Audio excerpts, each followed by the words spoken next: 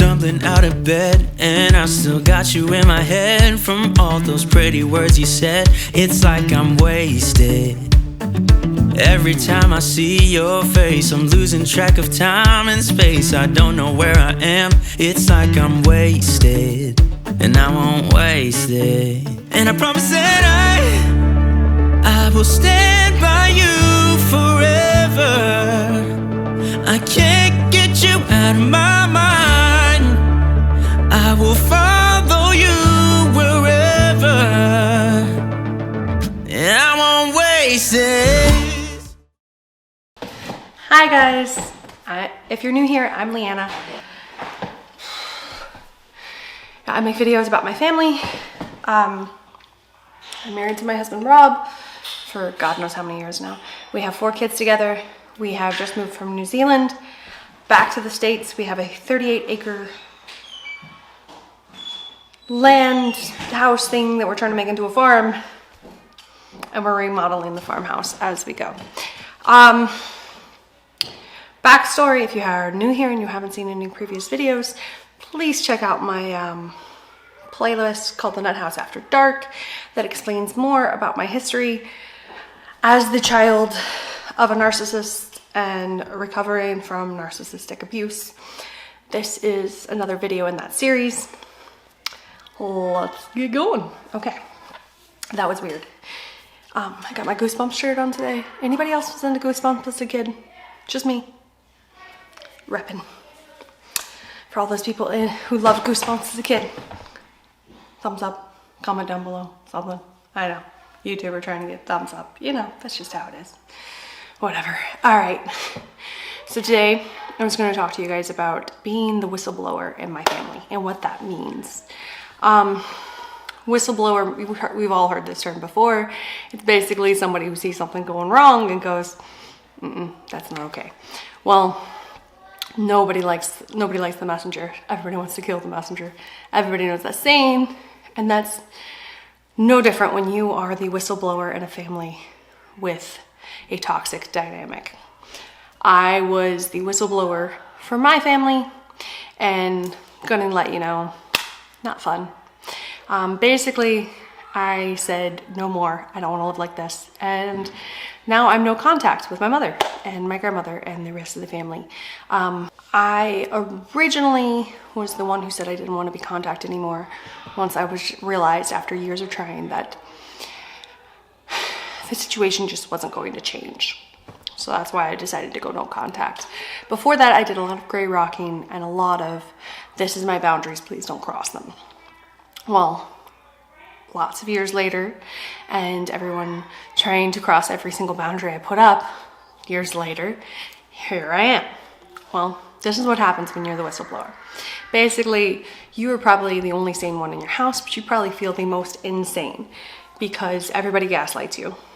Everybody tells you that's not how it is, or, oh, you know, they're just like that with everybody. You shouldn't take it personally. And that's the attitude you're going to get as the whistleblower. You may decide not to go no contact like I did. It may be your spouse. You can't be no contact. You have to co-parent with them. It may be your parents, and you decide that's just not a level of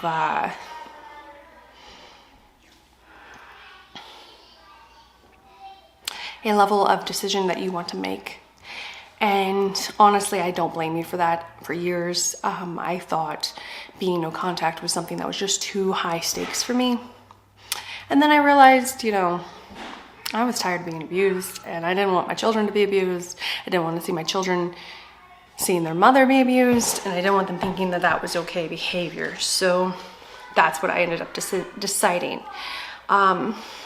When you decide that you're going to be the family's whistleblower, you're going to try to say something to other people in the family, I'm just gonna let you know, I shouldn't say nobody because I don't know your family, but most people in your family are not going to respond well to that, even the ones who are being abused alongside you. What happened with my 2 cousins is cousin number 1 gaslighted me and said that my story was incorrect and not true and that never happened. And cousin number 2 said, yeah, well, we were all treated poorly, so I don't really care. And My grandmother wanted to silence me at all costs, and so did my mother. And I ended up in a situation where you can find in some of my previous videos from when I was vlogging that basically it went down poorly.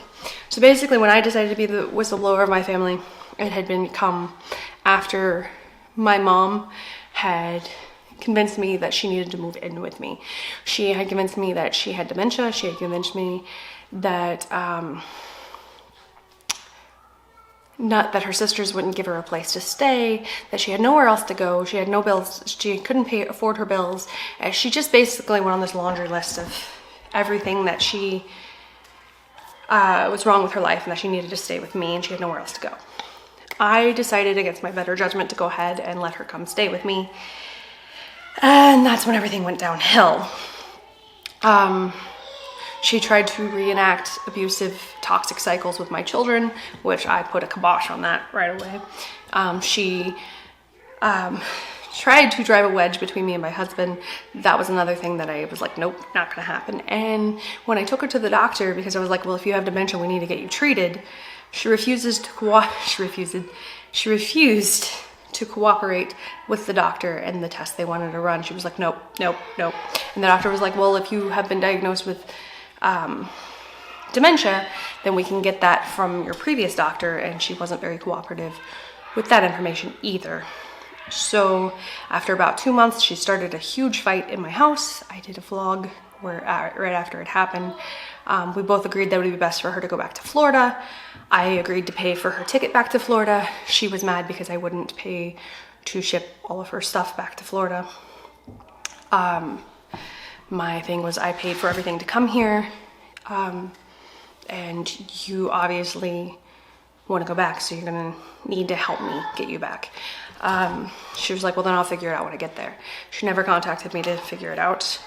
I found out very quickly from talking to her sisters before she went back to Florida that they had all offered her a place to stay, rent-free, no obligation to pay for anything, food, anything. So obviously there was a lot of lying going on, and she was of sound mind to take all of her paperwork that she told me was my paperwork to help her out back with her. And yeah, so that's the long and short of it. So what happened when I decided no more in the toxicity, I tried to talk to other members of my family. They told me I was they didn't tell me I was insane, but they told me I was overreacting, and my mom is basically the same things that they had told me when I was a kid. Your mom's health and mental stability is more important than how you feel. She just is emotional, and you are overreacting, and honestly, she's your mother, and you should be grateful that she raised you and that she fed you. My grandmother fed me, and my grandmother raised me. And in my mind, raising a kid and I wasn't necessarily raised, I grew up, because nobody instructed me on how to do anything other than the school.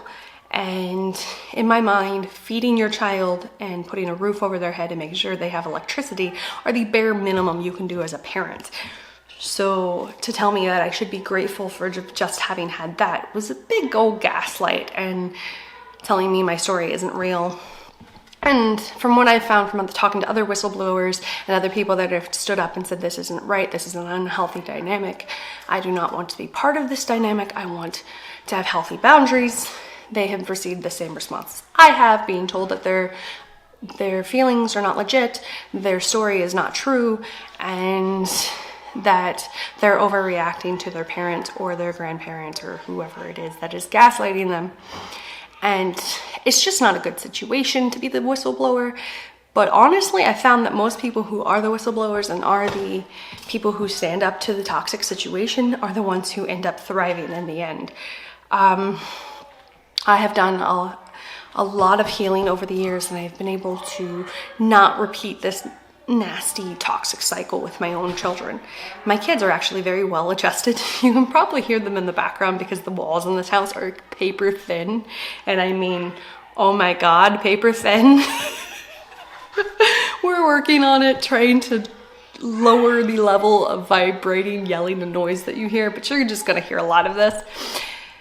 And I'm sorry. And I'm sorry for any previous videos that you're hearing them. They're safe, they're healthy, they're having fun, but they're also loud because there's 4 of them. Yes, so my situation growing up has taught me what not to do with my own children. I've actually gone to parenting classes because I have second guessed myself most of my time being a parent. And honestly, knowing what not to do has helped me on what to do with my kids. Straight up, knowing how to not act as a parent. They say the best leaders are made from people who experience the worst kind of abuse from their leaders. And I think I'm doing pretty good. My daughter told me I'm her best friend the other day, so I won that one. Honestly though, there is hope for you as a whistleblower. There's plenty of support groups online. If you want to follow me, this is not a plug for my Instagram, but I promise you, anybody who follows me on Instagram, I follow back. And if you message me and you're like, this is what I'm going through, I do not mind supporting you. I really don't. I understand that it's really hard to be the whistleblower. It's really hard to stand up for yourself and say, don't treat me like that. Don't treat my spouse like that. Don't treat my children like that. It's very hard to walk away. And the ones who walk away, they end up better in the long run, but it is hard the first year to 5 years, I'd say. My husband put up with a lot of crying from me the first few years. When I was low contact is when I grieved my relationship. You're going to expect to grieve someone who is alive, and that is the most ambiguous kind of grief in the world, because you're thinking, are they going to change? Probably not. Are they going to apologize? Probably not. If you are in fact dealing with a narcissist, they won't. You just can't expect a apology from someone who doesn't care. Their lack of empathy is just, it's ridiculous. So you can't expect an apology from them. You can't expect for them to come back to your life one day. And you have to recognize that you are going to probably be choosing this situation for yourself for the rest of your life. I know people that have gone no contact and then gone back to contact and then gone no contact again. I have done that myself.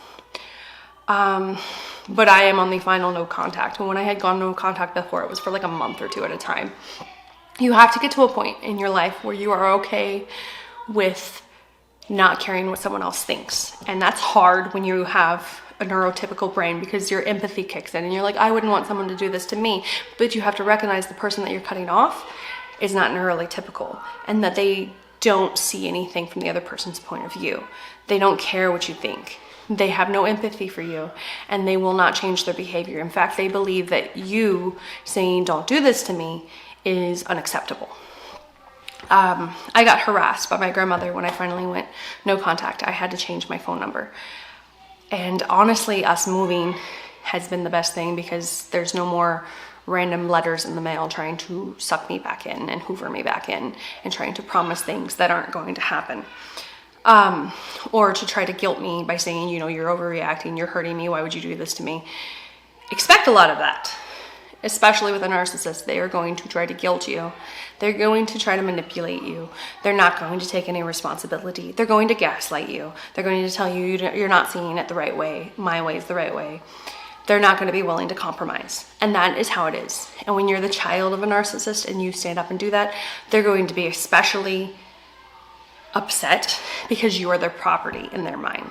You are a tool in their mind. You are a way to get narcissistic supply. You are not a person in their mind, and therefore they don't care what you feel. They don't care what your experience was. When I told my mother I went without a bed for most of my childhood, that's not okay, her response was, well, I didn't have the money to get you a bed, even though she had the money to get me a bed. We were not, like, we were poor, but we were not dirt poor. And when I said it's not okay that you didn't have food in the house, because I did live with her, just the 2 of us, between 16 and 18.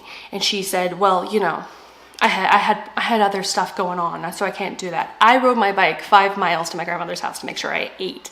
And I didn't do that every day, but I did it a lot. And when I just be aware that when you bring up what they did to you and you're like, this was not okay, this hurt, they negate it and then they tell you you're crazy. That, at least that's my experience. And from what I've watched on Dr. Ramani's channel and other experts in narcissism, That is a typical response for a narcissist. When you go and you say, this is my family dynamic, and even if you go to a sibling, you don't even go to the narcissist, you go to a sibling, or say it's your spouse and you go to somebody else, and they'll always go, oh, but they were so awesome, you're just missing the good parts, or remember how sweet they were when they did, and they'll insert some specific action. And I'm sorry, that one action does not make up for years of abuse. And when you're your parent, you expect to be, when it's your parent and you're the whistleblower, expect to be gaslighted at every turn. Most people are going to think of their relationship with their mother, who's a normal person, and be like, but she's your mom, you only get one mom. And you're going to hear from friends and family who have met the narcissist, because narcissists are really good at being charming, even when they're a covert narcissist. They're going to be like, but you guys seem so close and she was so nice. And you're like, no, because narcissists are really good at hiding the abuse until you're in the inner circle. And when you're in the inner circle, whether it's their parent, their sibling, their child, or their spouse, that's when you start to see the abuse. I have seen narcissists who will go out of their way to help homeless and give them food and go and make sure that they have a ride somewhere. And you think, oh my God, this is the nicest person ever. And then they'll go home and beat their kids. I literally know a few people that was their situation with their parent. And it's just frustrating. You are probably going to get cut off if you don't cut them off as the whistleblower, especially if you continue to assert yourself that this is the way you want to be treated. You will probably get cut off, and they will try to triangulate it so that the other people in the family dynamic blame you for you being cut off, and will either cut you off, and the narcissist loves when other people cut you off, because that means they can use that to punish you. Your little sister that you love so much will cut you off because mom said to, or your dad will cut you off because mom or your sister or your brother or whoever it is. And it hurts. And that's what usually sucks a lot of people back in, is that triangulation that bring of other people enacting the abuse on you too. Because they're not necessarily bad people, but they're doing the narcissist work by making you feel bad. And it's going to be hard to find someone who'd be sympathetic. I fully suggest getting a therapist as soon as you decide to state how you feel. I don't suggest calling the narcissist a narcissist to their face, because that's not going to get you anywhere. It's going to be talking to a wall. And you're going to be banging your head up against that wall trying to get them to hear you. They're not going to listen. If you want to say your piece, because honestly, I feel that there's a catharsis in that, and stating your piece and stating how you feel.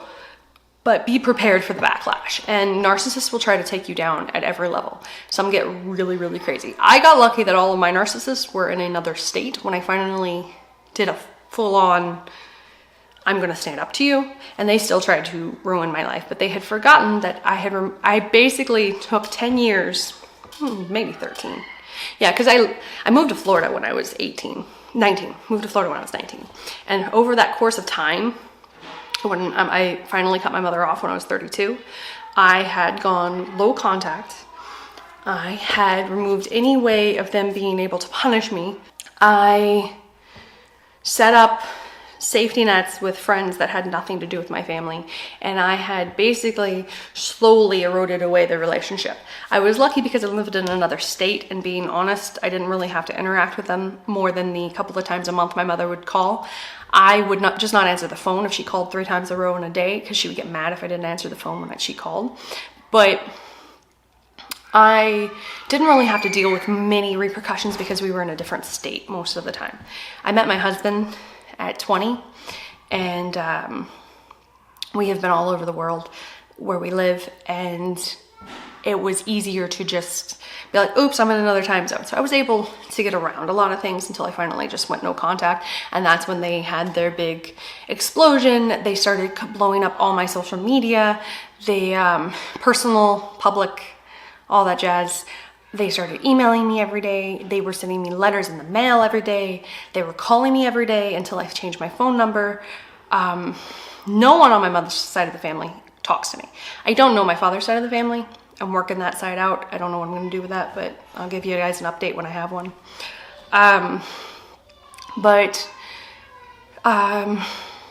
My mother's side of the family does not talk to me. I have no contact with any of my aunts. They have all decided that I'm a horrible, ungrateful child who doesn't care about her mother. I have no contact with my grandmother, who I went no contact at 19. I didn't talk to my grandmother. That was just flat out. The few times I talked to her, which is about 4 times in my entire adulthood, was because I didn't have a choice. My mother put her on the phone, and I guess I did have a choice, but I'm not one who hangs up on you just because you're on the phone, just because somebody else put you on the phone. But I quickly got off the phone, very quickly. I was in a location where she was, and she was gonna have a fit, and I said hello, and then went out the door. And honestly, I saw her maybe once as an adult and talked to her on the phone like twice.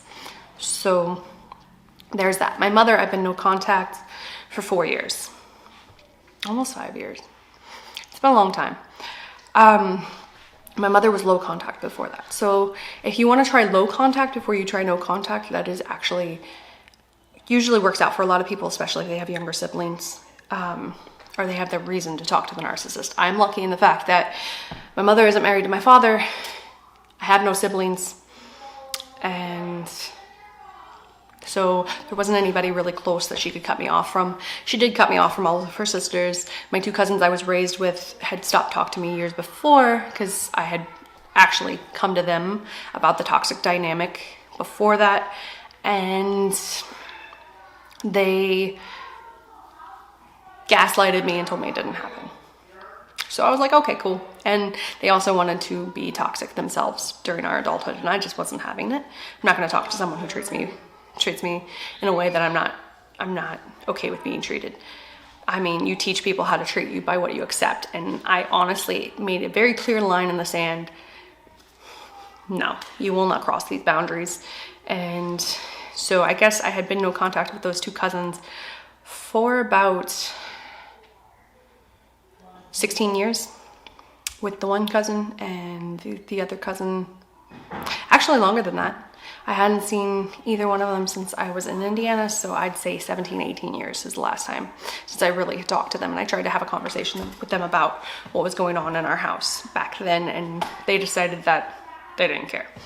So that's what was going on in that situation. So I just want you to be prepared that if you do start bringing up the toxic dynamic that you're living in, you start drawing those boundaries, people are going to start pushing on those boundaries, and you have to decide how much you're going to be willing to put up with. It's hard.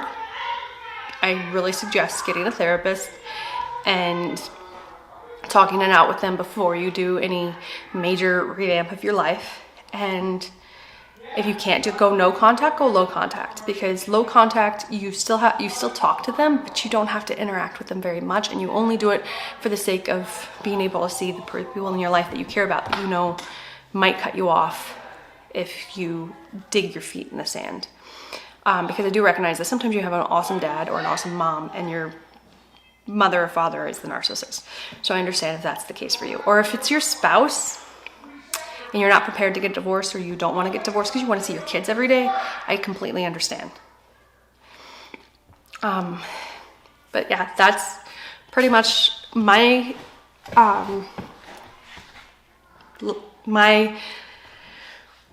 experience as a whistleblower, and that's pretty much what I've heard that happens to most people.